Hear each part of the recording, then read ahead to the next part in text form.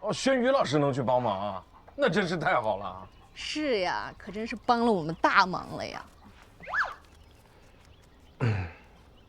风平，我想有个事儿想跟你商量一下。啥事儿吗？你看，这不小牛也没断奶，所以我想着，其他牛是不是先不用养了？可以啊，这小牛的奶粉啊也是太贵了，咱赶紧把这牛养大了，吃草还能省钱点儿。就是，所以我想着，这不既然有时间，我想去学一下短视频和直播。啥？我也是想着给家里多一个挣钱的方法嘛。赚钱？你说这事儿有那么简单吗？要真那么简单的话，那人人都去学短视频，都可以直播挣钱了。但我想试试。试试？咱们有试的本钱吗？姐，妈给你拿的蓝莓啊。这么多啊？这还多呀！要不是我拦着，她能把一大桶都给你。我拿罐子装点儿，剩下你带回去给知秋他们吃吧。不用了，家里还多的是呢。吃吧吃吧。哎，真甜啊！妈说让我去李金宝家看看。为哪样？妈说呀，那刘妈说的都是好话，让我去她家看看实际情况咋样。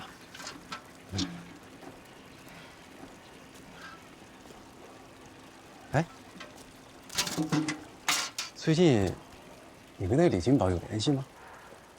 他老发微信给我，啊，我就忙完了偶尔回一句。啊，那就是说你们俩还是有联系的。那爸妈要是晓得了，应该挺开心的。这也算啊？天天念叨这个，我耳朵都快起老茧了。我不是都按照他们的意思在接触了吗？还念叨哪样？他们俩你还不晓得吧？之前给你介绍了那么多，你都拒绝了。这回呢，你没拒绝，还联系上了，那他们就挺开心的。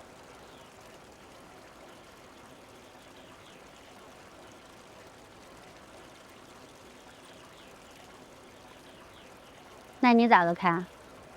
我啥咋个看？你爸妈不是让你去他们家看看吗？嗨，我肯定不会去的。去他家看啥？看花椒树啊？看他家的情况到底咋样，这没意义。重要的是这个人的人品咋样，有没有责任心，对你是不是真心的。当然了，最重要的是看你自己。你自己内心到底是，就是如何选择，是吧？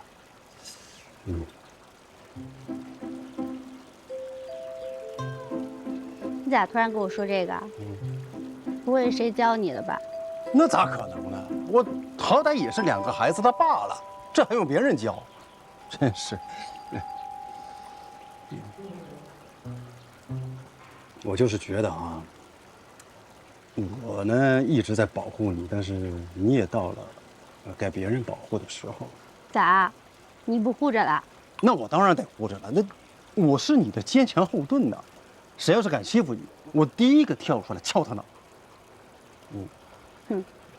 老姜，你看看我身后这一栋啊，还有我家这一栋，这2栋的那个效果图你都重新做一下，然后那个精神股东们的意见我都截图了，我发给你了，你回头也参考一下。哦，对，那你看看这栋啊，就这栋，我远远一看就知道，这栋就是你搞不定那栋嘛。啊，对，搞不定，完全搞不定，想都不用想。那个就是你想着怎么把它周围啊稍微改一下就行了，里边一点动不了。哎呀，太可惜了，这无法实现一体化。我知道，那没办法，这屋主我怎么讲？我就这么跟你说吧，就天王老子来了都租不了，你就想着改周围，尽量不要让它显得那么突兀。怎么哪儿都有他？行，你就把它想成一个特别，特殊、特别温馨的这么一个特殊景点，好吧？那我就先不跟你说了，我们回头再聊。好嘞，拜拜。哎，在这咋咋呼呼的，搞哪样呢？啊？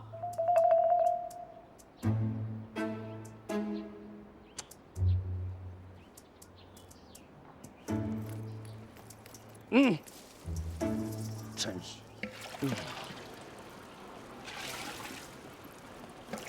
哎，你咋还跟过来了呢？你真是。哦，对，我就这个，我哥跟我说了，你想租这个房子，我不租。没有啊，不租啊。我从来没有这么想过啊，我是要租这个其他几栋老房子，然后你这栋老房子呢是周围有一些这个破旧的地方，我会稍微给它修修补补一下。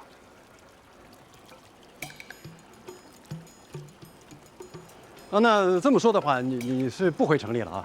不回啊，嗯我真不回，我民宿马上要开工了，我哪会回去啊？那天打雷劈才回城里呢。月亮，你放心啊，我不仅不租你的房子，我还每天给你打扫卫生呢。哪呀？你还天天打扫啊？那也是民宿的范围以内嘛，对吧？卫生也要监管一下啊。反正我跟你说啊，你给昨天带来考察的人说清楚，我这里是绝对不会租给你们的。你误会了，他们是来考察悬崖的，他们不是我的民宿合伙人。啊，就那个开豪车的彩色辫子姑娘是吧？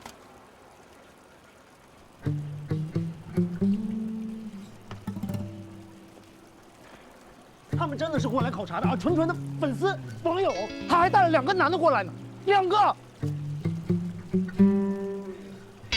你是魔鬼吗？不是那个，村里面都这么说的，反正就是，啊，你知道。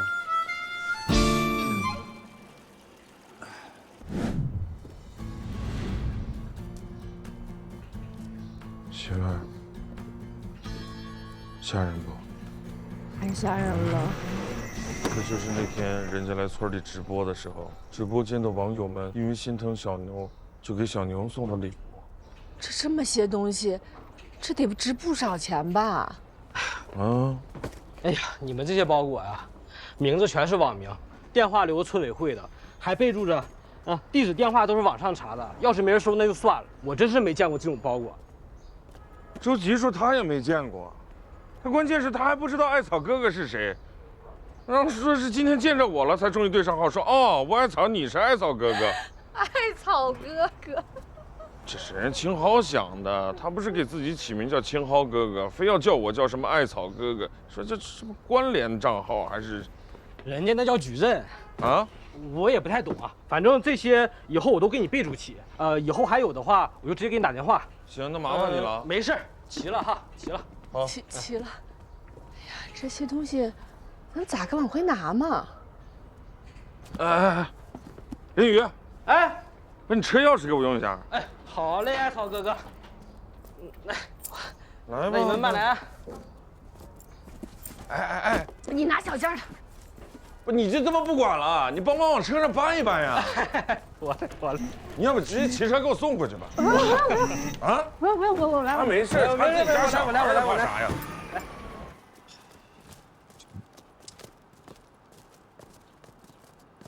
你不会说话可以不要说话，你不能硬说，你知道吗？我帮你说过话了呀，你前面说的好好的呀，你到最后你聊辫子干嘛？聊它干嘛啊？这确实村里面他就这么传的嘛。哎，你放心好了，月亮他不会生气的啊。那万一呢？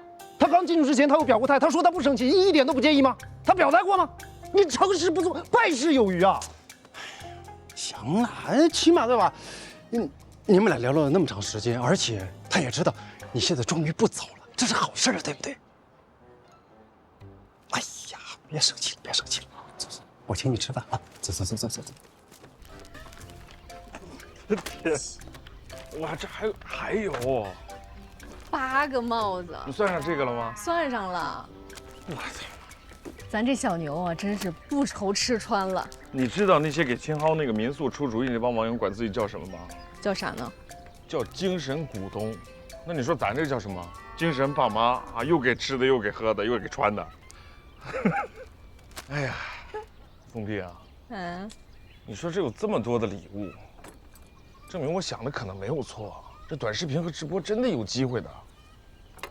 说实话，我要不是亲眼见着，我真没有想到网友会这么热情。是啊，真可惜了。要不是因为有那2个小网红，你说我拍的那个视频就根本没有人看，我也不会直播，想直播也没有机会。你说我要不要？哎呀，你说这么多快递呢，这里头是啥呀？你说这今天得拆到什么时候去？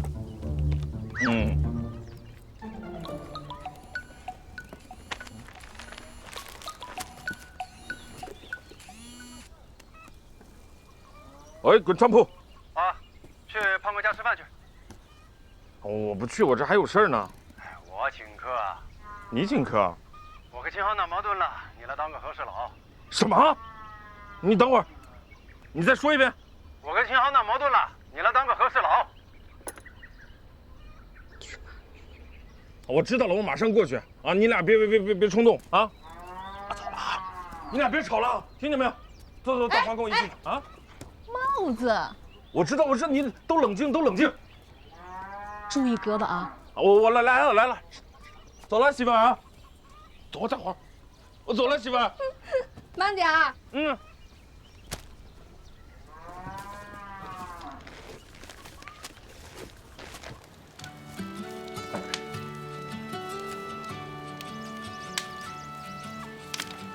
喂，不是强夫，哎，你这调虎离山计使的可以啊！你要不这么说，我有可能真出不来了。他不是说吃饭吗？怎么上这儿来了？是吃饭呀，我亲自下厨。你管这叫下厨啊？东西都全了，对吧？调料、酒啊，什么都有。你就这么请客的？滚昌府你也不管，这太抠了。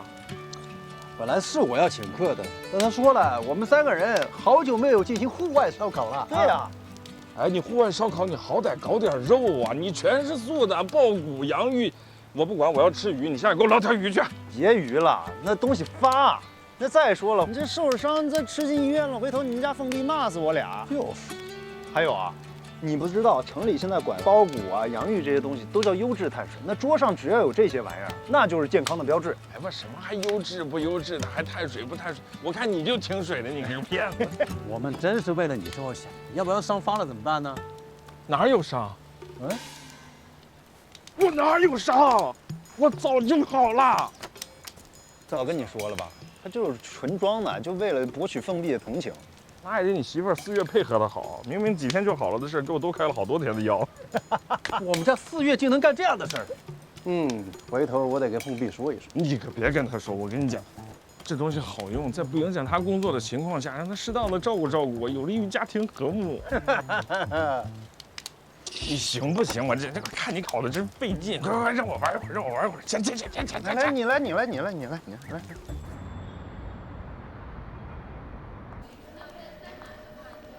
来，徐总，这是方案上的补充内容。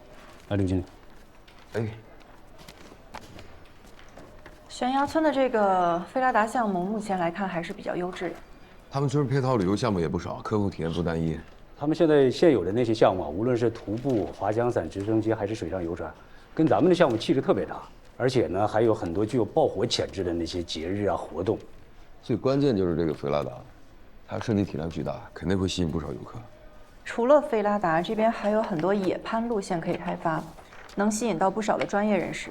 对你像咱们这个高300米、长600-700米的菲拉达项目，如果按标准设计的话，全程玩下来起码3个小时。那他们村里边的餐饮啊、住宿啊，相应都会有带动提高。我相信他们会很欢迎我们到他们村。不，到时候我们把案例直接摆出来就行，让村委会直接按特殊资源开发利用的要求入股就行，剩下的我们全都搞定了。但是还是需要一个跟咱们对接村委会村民的人，这样会更方便。麻青蒿这个人，你们觉得怎么样？我觉得挺好的，他热情，还真诚。是，他有经营企业的经验，又是本村人，他对村里有很深的感情，他一直希望村里好嘛。那个，我们再深入了解一下他。好，人品才是最重要的，你安排一下，我们多跟他见见。哎，你别光顾着吃了，你帮我想想办法啊！我怎么才能让凤碧同意我去学短视频和直播？我都快愁死了。那不是说百合支书回来了吗？你让他去给你们家凤碧做个功课呗。啊，对啊，百合师叔那是见过世面的人啊，让他去，说不定他真能同意呢。再说了，那凤碧怎么也应该给他个面子。好主意，我觉得这个办法不错，我赶紧给他打个电话。当面说啊，那百合之书哪有空接你电话呀？还有啊，你去之前打好草稿，你别一见百合之书你编3倒4的。你得说的头头是道，有理有据，那人才肯帮你啊。知道啦。烤着玉米还堵不住你的嘴，那这玉米好不好吃？还真有点小时候那样啊。看你俩吃的我都有点馋了，我这怎么还没好啊？别这么直拍行不行？你这么拍没人看的。没人看怎么了？没人看我自己看，我就拍。哎，这点好，执着。反正吧，人没吃饱就一个烦恼，不像有些人吃饱了有很多的烦恼。去你的吧！就你，民宿搞得怎么样了？哦，我有个好消息，我姑父同意了，他亲自出面去跟那些老屋主沟通沟通。那太好了，合书出马，全部拿下呀！就是，他还说啊，他要借我钱，就当是入股了。千万不要啊，不能拿他的钱。放心吧，我知道，我坚决没同意呢。哎，到底差好多嘛？30多万吧。弄啥呀？我觉得你呀，干脆也入股新豪得了。你那牛你也养不明白。我家钱我说了算吗？再说他那几千块钱顶不了什么。我同意什么几千块钱？放心吧，过2天，我公司就能给我打过来10多万，剩下的我再想想办法。反正我现在的打算是，只要我姑父跟那些老屋主谈好了，我就直接开工，边改造吧，边筹钱。那万一筹不齐呢？开工开一半咋办？哎呀，那怕天怕地的，那我干脆什么事儿都别干了。实在不行，我把车卖了呗。你赶紧卖了吧，省得月亮再担心你跑了。没有4个轮子，还有2条腿呢。哎呦，是啊。不是你俩盼我点好行不行啊？两位大哥，那月亮心里的冰还得靠你们俩融化呢。你们放心吧，我以后肯定守着月亮，我哪也不去了。就这么干话呀？有点报酬什么的。谁跟我说过2天要还我牛钱来着？大哥，对不起，我已经被他收买了。他说的太有道理了。我不仅仅收买你啊，谁今天还跟凤帝装着自己手上有伤呢？啊！我考不了了，我考不了了，我受伤了，快把我的绷带给我。啊，那系上鞭子是吧？来。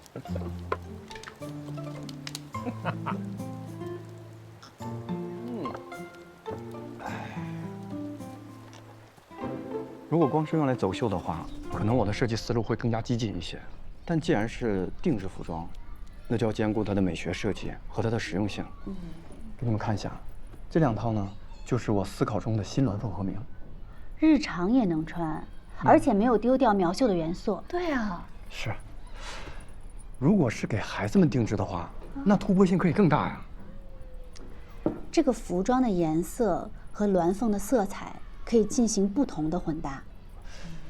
没错呀，可以升级为走秀款，把鸾和凤分别放大到整个服装上，继续和鸣。孙宇老师可真厉害！哎，哪有？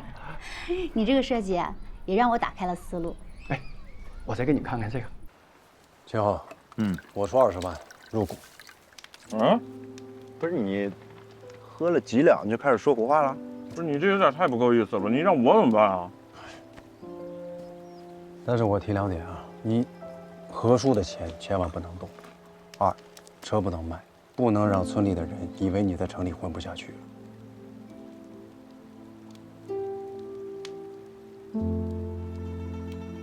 别让我失望。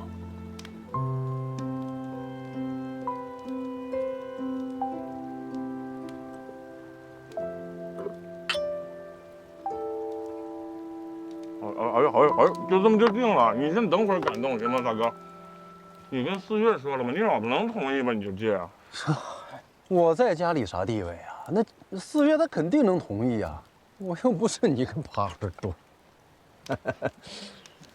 我还有一句话啊，我就这还没说完。丫头，你说，好好的，别再说幺蛾子。只有你们俩真好了，所有的舌根才能从根上消失，再也没有人教。放心吧，我会全力以赴的，至少不能给他花椒大王机会吧，是不是？来，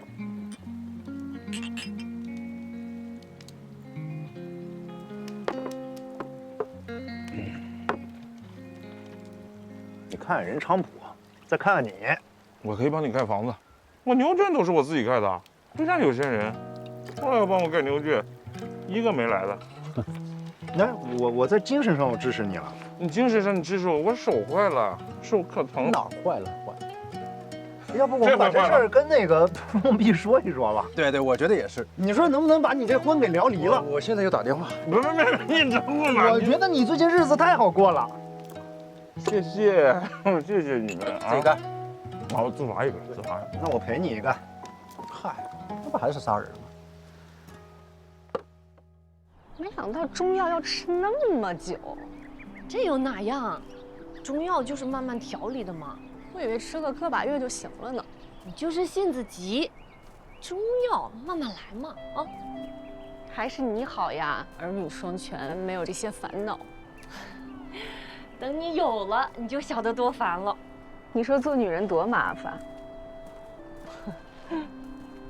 哎，咱们叫上月亮一起吃点烙锅呀？吃烙锅？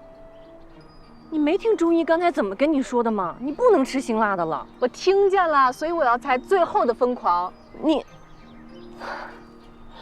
你和月亮去吃嘛，我回家还要管2个娃儿嘞。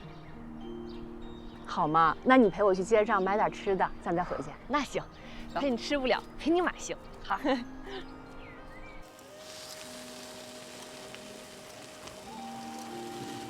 哎，医生不是不让你喝酒吗？明天才开始吃中药呢，今天这叫丰杯酒，必须好好喝。你呀，要多听听医生的话。明天开始忌口。今天你陪我好好喝点。行，但说好了啊，明天一定要忌口。知道。干杯！要。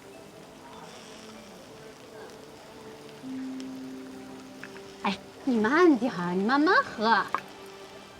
没事儿，我后面吃的苦头多着呢。我今天一定得尽兴啊！你别拦着我。行，月亮，你同意来当总监，我们大家都太高兴了。我自己也想了想，无论是苗绣还是遗绣，想要不断的传承下去，还是要最大的力度去做推广，获得市场的认可才行。对呀，就像原来我们一件件绣再卖出去，那勉强够糊自己的口，谈什么市场，谈什么销售啊？你说这兜都是扁的，那手上还绣什么呀？都得出去打工。我那些奖杯奖状放在工坊里，就只是个荣誉和摆设。麻姑把它们运用到市场推广里去，才能发挥更大的作用。麻姑拿着你那些奖出去跑销售，可管用了，既能当敲门砖，又能提升产品的价格。你来了，麻姑和百合姐说叫人尽其才。谢谢你们对我的认可，干杯！一起努力，努力！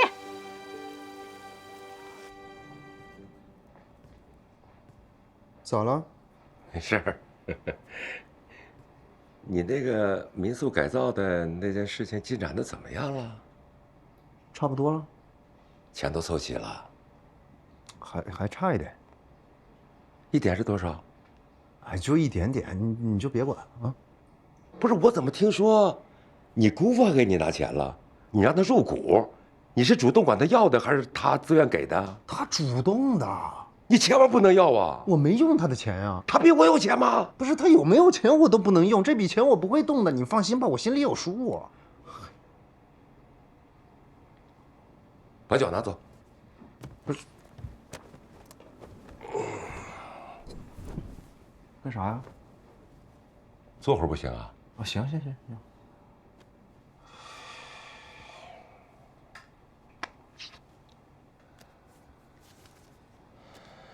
这是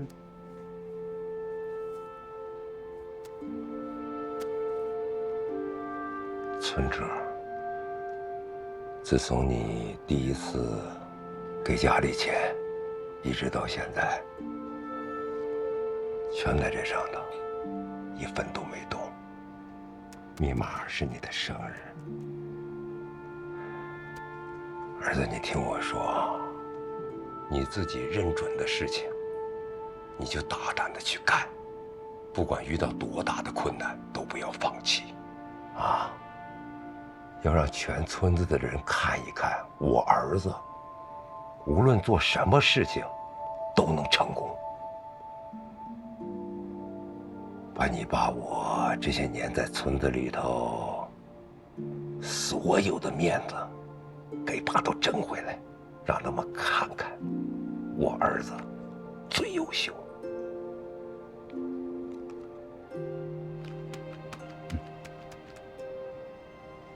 早早的把田家娶回来，让爸这个辈儿赶紧升上去。咋还哭了呢？这爸受感动了是吧？爸，啊，我这次回来吧，就考察了这么多的民宿。说实话，我觉得竞争确实挺大的。我做这个项目吧，很可能最后会亏损，但我年轻啊，亏了钱我可以再挣。可是这笔钱是我留给你跟妈的养老钱，这些钱我说什么我一分都不会动。民宿的事情你不要担心了，我能搞定，你相信我，我已经长大了。你爷爷说过的话你不记得了？这男人呐，一定要先成家后立业呀。不成家也能立业，立了业以后，他顺风顺水呀。我在城里就很顺风顺水。你回来了，我回不回来的？这钱他不能搭着甜甜要啊。听爸的，拿着啊，拿着。不能要，拿着，真不能要。真不能，你没完了是吧，老头？是不是你没完了？你没完了。我没完，哎，我没完了，咋了？我什么没完了？我啥没呀？真的哎。月亮，啊，有件事儿，我一直想跟你说，但我都没说。但你知道我这个人性子急，这老不说憋得慌。我今天借着点酒劲儿，我说了啊。你说。艾草一直在我耳边叨叨，说青蒿回来了，这次一定不走了，一心一意的搞民宿。我知道，他就是希望通过我把这些话传到你耳朵里嘛。月亮，我知道你心里有青蒿，就是那劲儿还没过去呢。喝酒。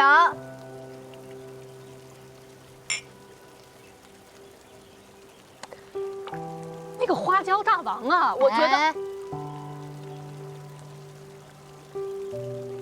我最后说一句话啊，你到底咋个想？我现在就想把苗绣做好，跟大家一起把刺绣厂做好，其他的都先不想。明白了，月亮，以后无论你做什么选择，做什么决定，我永远都支持你，咱俩永远都是最好的朋友，最好的姐妹，我站在你身边。干了，干了，哟！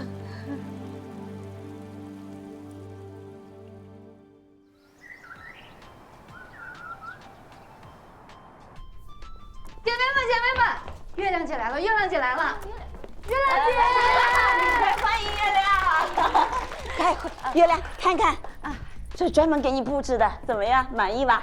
这个太好了，麻姑你费心了。不费心，你能来厂子啊，麻姑费多少心都愿意。看，还缺点哪样？足够了，足够了。以后有什么需要的，跟小蝶他们拿就是了。找到了。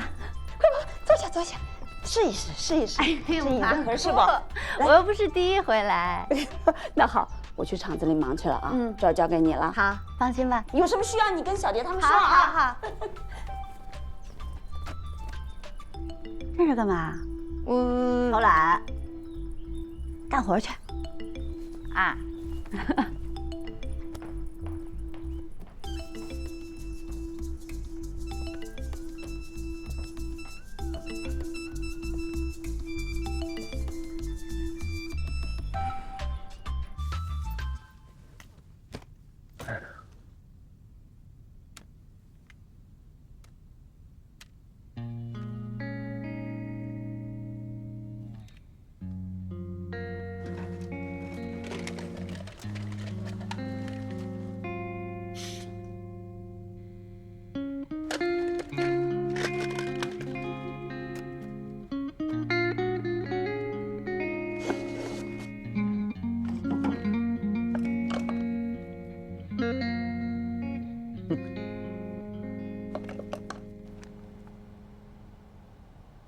马清豪诗集，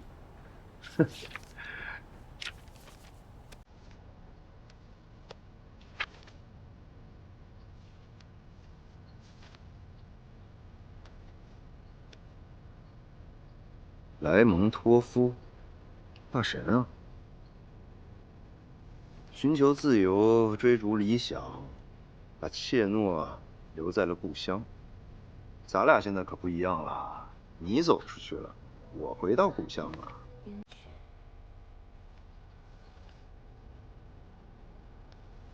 有位佳人在水一方。啊，你长发飘动，像风帆。啊，你是我的船长。世界突然小了，小到只有你。 和一朵银色的蒲公英，我知道你为什么那样痴痴凝望，因为你在编织一个开满花，却又羞红了脸的童话。童话的开头总是那么不幸，泪花纷纷在笑靥里绽放。因为你的深情，童话才得到了生活；因为你的执着，不幸得成了美好的圆圈。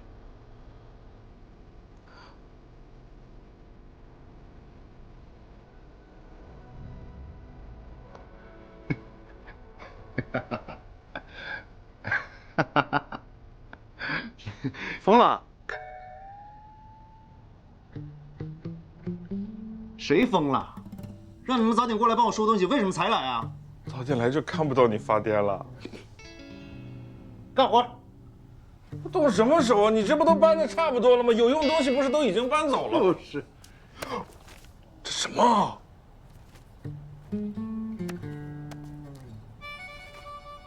还留着呢，来搬你心里的石头了，啊？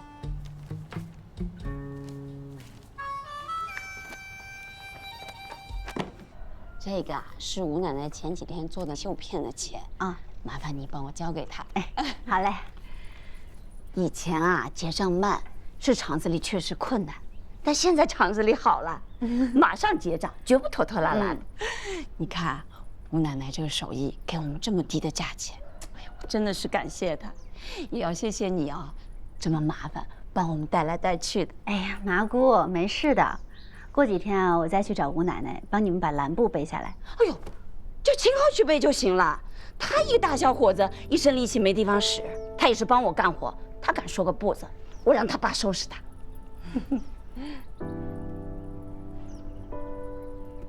哎，对了。 你哥入了青蒿民宿的股，看来这回青蒿是不是真的不走了？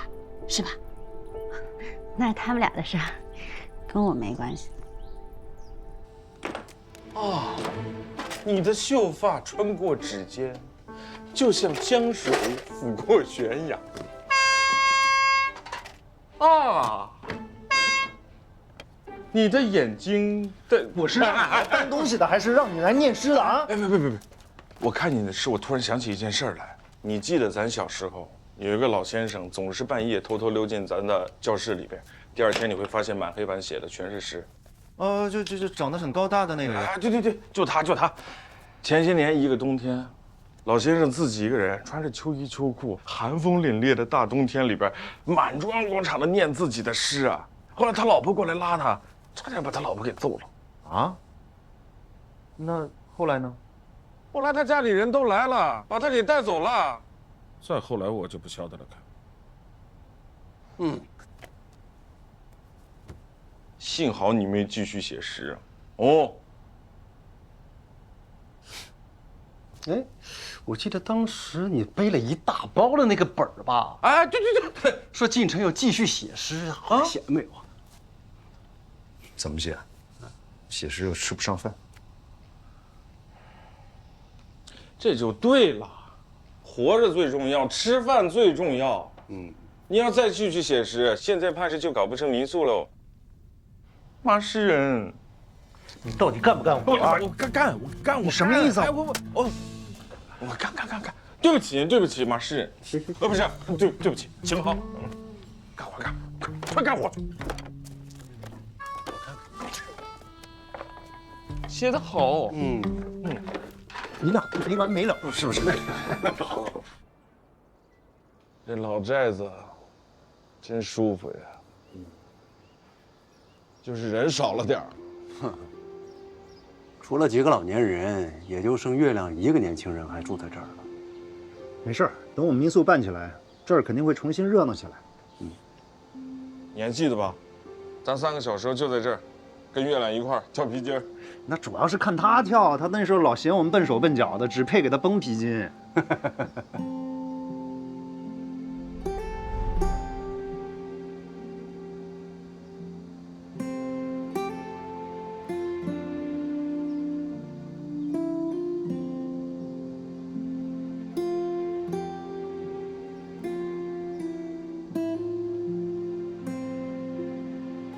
跳完皮筋儿，丢沙包。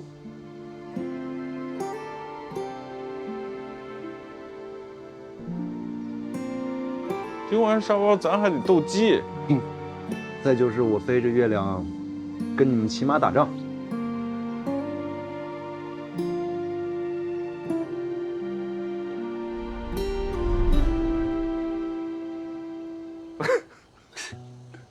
每次啊，月亮都让你背，直到有一次呢，你把月亮给摔地上了。那天4个人全来了啊，这麻叔打你，滚叔打你，然后罗婶也是2个人围着月亮一通安慰啊。月亮你怎么了？没事吧，孩子？不是，听受伤的是你呀。对呀，我是第一个被扔下来的呀。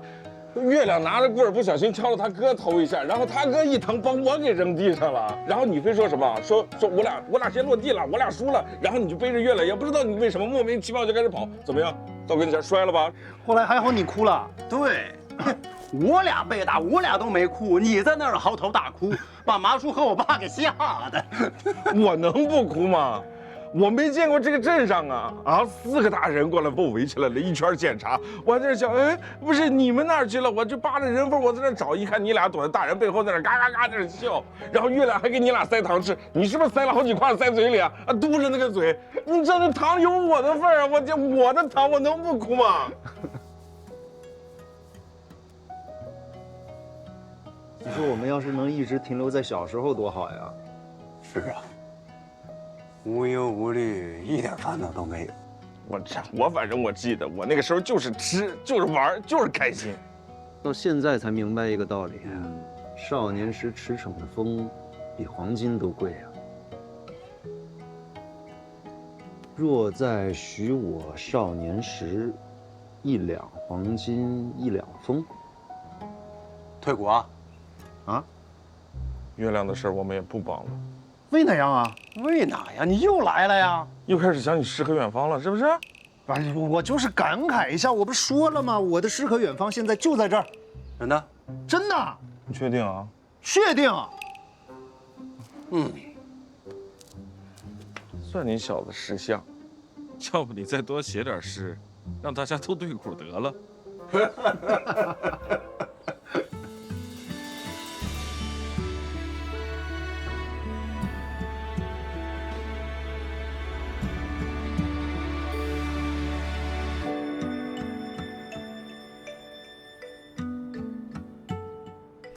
水源，你们家园里的枇杷长得比去年还大个呢。是啊，看来平时何叔啊照顾得很好。我爸说合作社管的挺多的，他呀也不用像以前那么操心了。听他们说种植合作社做的可好了，村里这黄金枇杷在外面越来越有名气了。所以呀，麻姑说了，让咱们多摘一些枇杷回去，好给来参观苗秀的游客吃，好增强他们的游客体验。月亮姐，上次你给我们带的枇杷膏是怎么做的嘛？好香啊！我到现在还记得那个味道。这些枇杷都没打过农药，所以难免有些小虫子什么的。摘回去啊，先用盐水泡一泡，去皮去核，把这个果肉捣一捣，再加点水，小火慢熬，再放点冰糖继续熬，要不停的搅拌。等到它越来越稠了，就可以把盆儿放到凉水里降温了。还得用凉水降温啊！我说呢，我每次熬的总是把握不好最后的火候，就特别容易有股焦味儿。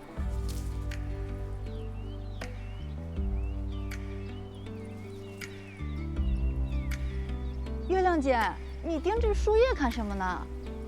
上次我去省城参加活动的时候，见到有一个绣娘新研究了一种叶脉绣。哪样叶脉绣啊？就是精选了梵净山上的一种树叶，然后用特殊的工艺提取完整的叶脉，在上面绣东西。这叶脉也能绣？是啊，它就是把咱们苗族、土家族、侗族的传统刺绣跟这个叶片相融合，咱们传统刺绣的图案啊和这个叶片的纹理相结合，特别美。这有点意思哈。嗯。回头啊，咱们也可以学学人家新旧结合的思路。